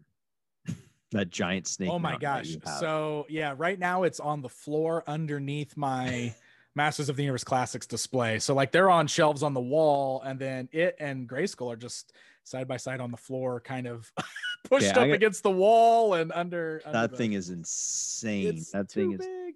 I mean, it's awesome, but it's so big. It's so big. I'll post your video for that one. Awesome, man. Provided it's still up, because you got to see this thing. It is just too big for human homes. I mean, I know. It's just, but I'm just always wondering. I'm like, okay, you can't keep that in your house unless you have a massive house, right? But so that's funny. You really got to play on the space for that sort of thing when you buy it. It's crazy. Okay, so there's a couple of characters that, to my knowledge, have never been made into toys. And I just want I want to run them by you, because I really was passionate about them, but you might even say, hey, they're in my book and I just didn't know about it. Oh, okay. Let's see. I don't know. Okay, so we all know about Granomir. I was a big fan of Shadowing. Oh, okay. Yeah. Remember him in that episode where he was battling, and I was a big fan of that dragon. And have they ever made it? No, we've got a Granomir, but no, not yeah. Okay. All right. So that's one. The other one, and this one, because this is when, I remember they were making Plundor. They were making some. Yeah, they made some weird ones. And I was like, they got to make this one because I really liked this episode. It was an early one, but I really loved the episode, and it was Dragoon. Do you remember him? Yeah, I do. He's never been made, right? He's not been made. No. Why? I don't know, man. Well, that's the thing. Like, there's so many Filmation characters specifically that people wanted to see out of Club Grayskull, and that's one of the reasons people were upset that it got stopped. Oh man, he was cool. I mean, he could have used a little more color. He was very brown, but his look was really cool. And I'm comparing him to some of the ones that they did make, and I'm like, damn it! Like anyways, those are two that I would love to see, and the Skeletor's Collector. Collector is so cool. That's one that fans have asked for as a vehicle for a long time. Yeah, it's never been made as a toy, but that would be amazing. He's in it. I know. In almost it's every a good one. And it's got such a fun design. It's like a big flying skull. Like, I mean, come on. I don't get it. I don't get it how that could be looked over all these times. And I understand back in the day, but then I'm like, okay, this seems like it'd be like right up the Four Horsemen's alley. Like, totally, right? That's got to happen. That's got to happen. We got to get a collector. All right. Okay. So I just sounded off. I apologize, but I like it. I like it. No, you sound like a lot of the same fandom that I hear it all the time. I totally get it, man. Yeah. All right. So I'm gonna leave with this question. What is your favorite toy in your possession? It doesn't have to be Masters of the Universe. Okay. So that is so hard. Okay, so I just acquired the Savage He-Man. You ever heard of like the Wonder Bread He-Man, the Savage He-Man? Wonder Bread He-Man. That is So that's definitely one of my favorites, just because of like the history and the mystery behind it and how I was able to acquire it and everything, the story that goes with it. Absolutely one of my favorite things in my collection. I do still have a very small handful of my childhood figures, and I have my original Mosquitor figures still. Okay. So it's definitely one of my favorites, even though it's just a regular old Mosquitor. It's mine. It's the one that I had. So it still works. Still works. Mine too. I know. Yep, blood pumping feature still works. So that's amazing, eh? So okay, well, can't end on a better note than your Mosquito. So let us, before we wrap up, go over Pixel Dan's team. All right. Yeah, let's do it. He-Man, Mosquito, Green Goddess, Spikor, Tongue Lasher, Sorod, Battle Cat, the Slime Pit, and Battle Ram. All right. That's a solid list right there, man. I like it. And we'll go through the horror / one. Okay, so we got Skeletor, Trapjaw, the Sorceress, Faker, Beastman, Ratlore, Grizzlore, Castle Grayskull, and the Talon Fighter. Nice. So I'm going to post both teams up, and we'll see. I'm probably going to lose. I don't know. I think your charm might help you on this one, but that's what I got to rely on. No. Maybe tapping into the nerve of the people. They're like, finally, someone put Sorod on their team. Sorod and Spikor. That's the team right there. You never know. But honestly, Pixel Dan, this has been a blast. I really had a good time talking to you, and I hope you did too. I did, man. It's been a great conversation. I always love geeking out about He-Man. So thanks for having me on, man. Thanks for helping me plug the book. I appreciate that. Absolutely. And again, I will put where you can get the book. And I don't have to tell you to check out his site because he's got a few followers. But if you don't follow him, check him out. He's amazing, and even better, he's an awesome guy. Great conversation, my friend. I appreciate that, man. Thank you so much. Thank you. And that is all for this special episode of the Slices podcast with Jason Pelligra. We'll see you soon. Take care.